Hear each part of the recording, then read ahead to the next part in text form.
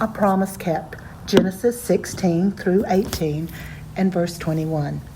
Abraham, having patiently waited, obtained the promise. And this is from Hebrews 6:15. Abraham kept waiting for God to give him a son. He waited and waited and waited. After many more years, Abram and his wife, Sarai, got tired of waiting. And that time, men sometimes had more than one wife. This was not God's plan, but people didn't trust that God's plan would work. Abram and Sarai didn't trust God to keep his promise to give them a great family. So Abram had a son with a different wife.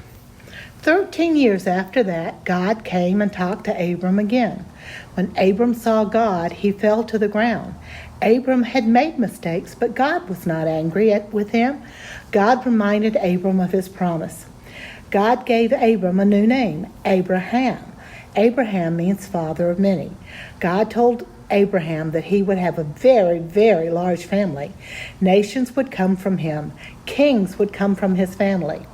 God also promised that Abraham's family would have their own home in a place called Canaan. Best of all, God made a special friendship promise that would last forever, a covenant to love Abraham and his family and to be their God. Abraham had waited so long. Could he trust God in God's promise? God gave Sarai a new name too. He called her Sarah.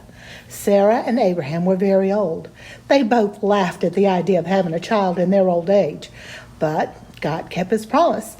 A year later, he gave them a son. Even though they had stopped trusting God, he still loved them and gave them good things. They were so happy to have their son Isaac. God reminded Abraham and his family again and again of his promise to love them and be their God.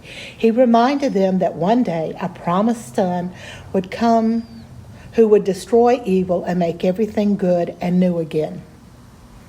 What good gifts has God given you and your family?